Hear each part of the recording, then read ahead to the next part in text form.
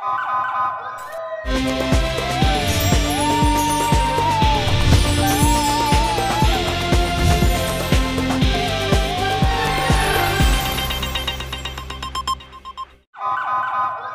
पहले नजर डालते हैं अब तक की bulletin. Bahawalnagar district sports officer ने सरसब्ज पाकिस्तान प्रोग्राम की धज्जियां उड़ा दी।